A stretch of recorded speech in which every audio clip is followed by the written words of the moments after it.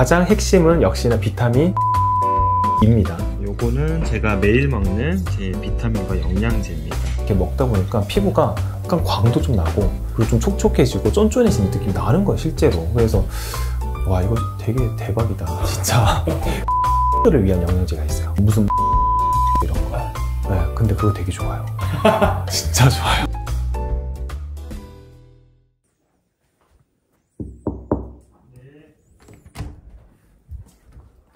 원장님 뭐 하세요? 공부하시나요? 네, 오늘 무엇이든 물어보시면 돼요. 오늘 공부하고 있거든요. 촬영이죠, 오늘? 네. 제가 진짜 다 대답해 드릴게요. 아, 진짜요? 저 오늘은 영양제 궁금해서 왔는데. 에? 영양제? 네. 이 책이 없는데? 이 책에는 영양제가 없어요. 그냥 원장님 드시는 거 알려주세요. 제가 먹는 거요? 네. 엄청 많은데? 네. 다 알려주세요. 알겠습니다. 네. 오늘은 피부에 도움이 되는 영양제에 대해서 궁금해서 왔어요. 영양제. 저희가 그동안 뭐 시술, 홈케어 이런 거는 많이 했는데 먹는 영양제에 대해서는 한 번도 아직 이야기해 본 적이 없어요. 바르는 거는 많이 했는데. 네.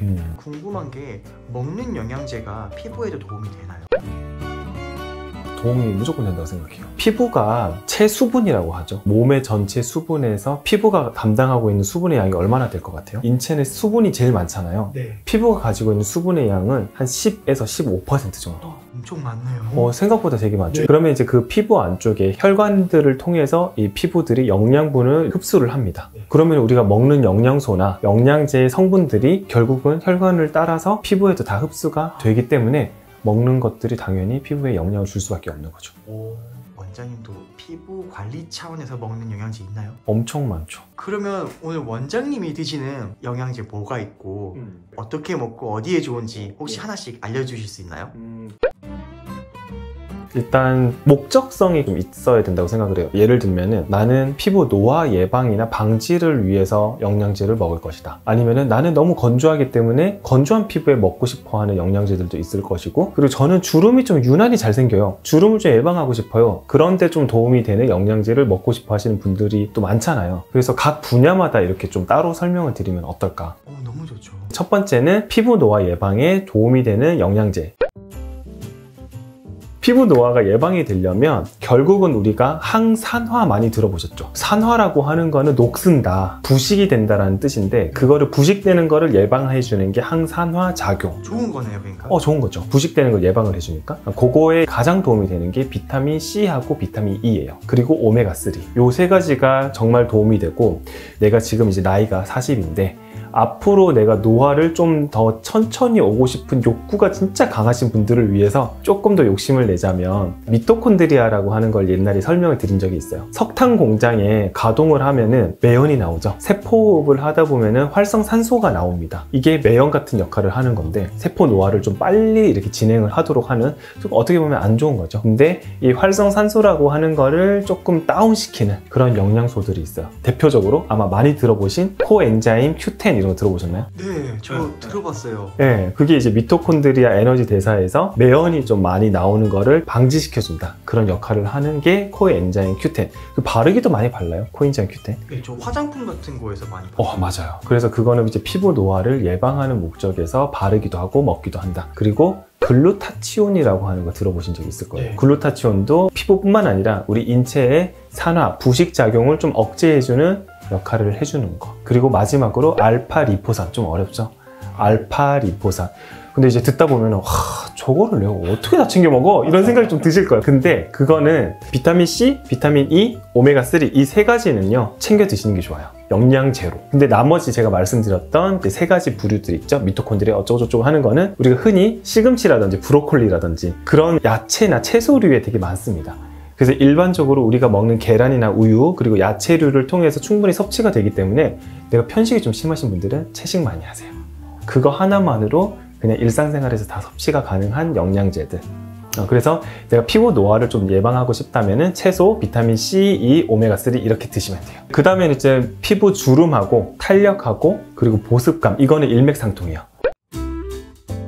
결국 우리가 보습이 되지 않으면 주름이 생긴다 그랬죠? 네. 그러면 피부가 건조해지면 당연히 탄력도는 떨어지겠죠. 네. 주름, 보습, 그리고 탄력감 요거는 이제 다 같은 맥락이라고 생각을 하시면 되고, 요거를 개선시키기 위해서는 당연히 첫 번째로 무조건 또 항산화, 비타민 C, 비타민 E는 필수입니다. 그래서 비타민 C랑 E는 피부를 위해서라면, 노화를 위해서라면 꼭 드셔야 되는 영양제, 그렇게 외우고 계시면 좋아요. 그래서 주름 개선에도 비타민 C, E가 당연히 도움이 돼요. 노화 예방을 해주는 목적이기 때문에. 그리고 이 외에도 아마 콜라겐 영양제 많이 들어보셨을 거예요.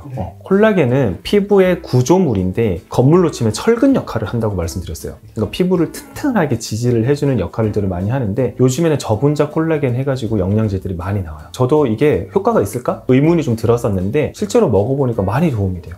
그래서 저도 깜짝 놀랐었는데, 어쨌든 콜라겐을 좀 꾸준하게 복용을 해주시면 피부 탄력이나 주름이나 그리고 약간의 보습감이 좀 생기는 거를 느끼실 수가 있고, 그리고 히알루론산이라고 하는 게 있어요. 히알루론산은 우리 피부에서 수분을 좀 당기는 역할을 하는데 보습감에 되게 도움이 됩니다. 그래서 먹는 히알루론산도 있어요. 바르는 히알루론산도 있죠? 바르는 것도 있어요. 예, 그래서 바르기도 하고 먹기도 하고, 그렇게 하면 보습이 좋아지면서 주름이나 탄력에 좀 도움을 줄 수가 있는 거죠. 근데 여기서 조금 더 욕심이 좀 난다. 저는 비오틴이라는 걸 또 먹어요. 비오틴은 뭐냐면 철근을 콜라겐이라고 하고, 철근과 철근을 연결하는 구조물을 엘라스틴이라고 하는데요. 콜라겐과 엘라스틴이 좀 튼튼해야지 우리 피부 처짐도 예방이 되거든요. 건물이 무너지지가 않는 거예요. 근데 그 엘라스틴과 콜라겐을 만들도록 조금 자극을 해주는 영양소가 바로 비오틴입니다. 그래서 비오틴을 먹게 되면 모근도 조금 튼튼해지고, 그러면 탈모가 좀 예방이 되고요. 그리고 콜라겐과 엘라스틴에 조금 자극을 좀 주기 때문에 얘네들이 좀 잘 생성되도록 좀 도와주는 거죠. 근데 저는 조금 더 욕심내고 싶어요 하시는 분들은 좀 너무 과하지 않나 싶기는 한데요. 프롤린이라고 하는 또 아미노산이 있어요. 프롤린은 뭐냐면, 콜라겐이 아까 제가 철근 역할을 한다고 그랬죠. 예를 들면 철근이 조그만한 쇠사슬로 이렇게 연결이 돼 있다고 가정을 해볼게요. 그 쇠사슬의 역할을 하는 게 또 프롤린이에요. 벽돌집을 짓는데 벽돌 재료의 역할을 하는 게 또 프롤린이에요. 그러니까 콜라겐의 재료인 프롤린을 또 섭취를 해주면 도움이 된다. 근데 또 이거 언제 다 챙겨 먹냐? 그러면 어떻게 해야 되냐? 생선 많이 드세요. 생선하고 우유 이런 거 단백질 많이 드시면 프롤린이나 이런 것들은 충분히 비오틴도 그렇고 섭취가 될 수가 있습니다. 근데 또 생선에는 또 오메가3도 많죠. 그렇기 때문에 이런 것들이 다 도움이 되는데, 내가 조금 더 신경을 쓰고 싶다, 그리고 나는 또 생선이 싫어요 하시는 분들은 어쩔 수 없이 영양제를 좀 섭취를 해주셔야겠죠. 그리고 이제 세 번째로, 저는 근데 지성 피부에 막 여드름도 많이 나요. 근데 이 피지 조절을 할 수 있는 영양제는 없을까요? 또 물어보시는 분들 계세요. 있어요. 제가 예전에 사실 영양제를 만든 적이 있었어요. 근데 그때 이제 공부를 하면서 알게 된 건데, 우리 미량 원소 중에요, 아연이라고 하는 애가 있어요. 아연. 들어보셨나요? 징크라고 하는. 아연하고 셀레늄이라고 하는 녀석들이 피지 분비를 좀 억제를 시켜주고, 그 다음에 염증 반응을 조금 억제를 시켜주고, 피부의 회복 능력을 조금 업해줍니다. 그래서 여드름이 좀 있는 분들, 그런 분들한테는 징크, 셀레늄 같은 영양소들이 좀 도움이 되고요. 그리고 비타민 A, 당근에 많죠. 당근. 네. 비타민 A 같은 것들이 또 피지 분비를 좀 억제시켜주는 역할을 하기 때문에 또 여드름 환자분들한테 좀 도움이 돼서, 당근을 생으로 좀 드시거나 아니면 좀 당근 주스 같은 걸로 갈아서 드시면은 되게 많이 도움이 됩니다. 근데 여기서도 또 빠질 수가 없는 게 또 있어요. 뭐였죠 아까? 비타민 C하고 비타민 E도 마찬가지로 또 여기에서도 도움을 줍니다. 항산화 작용뿐만 아니라 얘네들은요, 피부의 재생 능력뿐만 아니고 여드름에도 직간접적으로 도움을 주기 때문에, 나 오늘 너무 복잡해, 영양제 너무 복잡해, 비타민 C랑 비타민 E만 챙겨 드세요. 정말 피부에 많이 도움이 돼요. 그래서 여드름에는 징크, 셀레늄, 그리고 비타민 A, 비타민 E, C 이 정도가 좀 도움이 많이 됩니다. 징크랑 셀레늄도 이렇게 약 형태로 있는 거예요? 있어요. 네, 그래서 그것만 또 따로 해가지고 또 팔기도 하고요. 근데 그렇게까지 또 다 챙겨 먹기는 좀 힘들잖아요. 근데 징크와 셀레늄이 포함된 또 종합 영양제들이 또 있어요. 그런 걸로 그냥 하나를 이렇게 딱 복용해 주시면 너무너무 좋죠. 한 요 정도? 요 정도만 잘 챙겨 드셔도 영양제는 진짜 여러분들께 많이 큰 도움이 되지 않을까. 와, 이거 근데 진짜 하나하나 알약으로 있어서 먹으면 너무 많아서 엄청 많아요. 그래서 다 못 먹어요. 그래서 저도 따지고 보면은 한 4알에서 5알 정도밖에 안 돼요. 저는 비타민 B랑요, 비타민 C랑, 그리고 비타민 E랑요, 그 다음 비오틴, 그리고 우리 그 눈 영양제 있죠. 그것도 먹고요. 저는 맨날 레이저를 하다 보니까 어쩔 수 없이 눈 영양제랑 그리고 당근 주스를 또 매일 마셔요. 요거는 제가 매일 먹는 제 비타민과 영양제입니다. 아침에 일어났을 때 먹는 유산균. 그리고 요거는 비타민 B. 흔히 비타민 C가 노란색이라고 생각하시는데 비타민 B를 먹어야지 노랗게 나와요, 소변이. 비타민 B, 비타민 C, 그리고 콜라겐, 그리고 비타민 E, 그리고 저는 맨날 레이저를 하다 보니까 눈의 피로도 때문에 루테인을 먹고요. 그리고 요거는 마지막으로 비오틴, 모발의 탄력과 콜라겐 재생에 좀 도움을 주는 비오틴. 요게 이제 거의 이제 기본 비타민 영양제들 제가 먹는 거라고 보시면 됩니다. 총 챙겨 드시는 엄청 많이 챙겨 먹고 있습니다. 홈케어 하시고 또 시술 하시고 음식까지 영양제까지. 근데 그렇게 챙겨 먹지 않고 하면은 또 좋아지기 좀 어렵잖아요. 후천적으로 또 노력을 많이 해야지 또 공을 많이 들여야 된다고 생각을 해요. 그게 제일 중요해요, 사실. 오늘 영상에서 말씀 잘 해주셨는데 핵심이요, 이거 또 누가 좋다더라 해가지고 그거 다 따라 드시다 보면요 본인한테 안 맞을 수도 있고, 가장 중요한 거는 비타민 A, D, E, K는요 지용성 비타민이거든요. 그렇기 때문에 과량으로 먹으면 부작용이 반드시 생길 수 있어요. 지용성이 어떤 거죠? 지용성 비타민은 말 그대로 우리가 기름, 오일 성분, 그리고 수용성 비타민은 물 성분이거든요. 근데 지용성 비타민을 과량으로 먹으면은 그 과량이 부작용을 일으키게 되고, 수용성 비타민인 비타민 B하고 비타민 C 같은 경우는 얘네들은 수용성 비타민이라서 소변으로 다 배출이 돼요, 과량으로 먹어도. 그래서 정확한 용법과 정확한 용량을 잘 지켜서 드셔야 되는데, 영양제마다 하루 권장 섭취량이 다 있는데, 또 문제는 서양과 한국의 기준이 좀 다릅니다. 서양 사람과 한국 사람이 좀 기준이 달라요. 그래서 아시아인이잖아요. 그러다 보니까 한국 사람에 맞는 권장량을 우리 식품의약청 안전청이라든지 아니면 우리 검색 포털에 요즘 잘 나오거든요. 아니면 챗 GPT한테 물어보세요. 정말 잘 나와요. 그래서 그 권장량에 맞게 올바르게 섭취를 하시는 게 가장 좋고, 그리고 안전하게 복용할 수가 있습니다.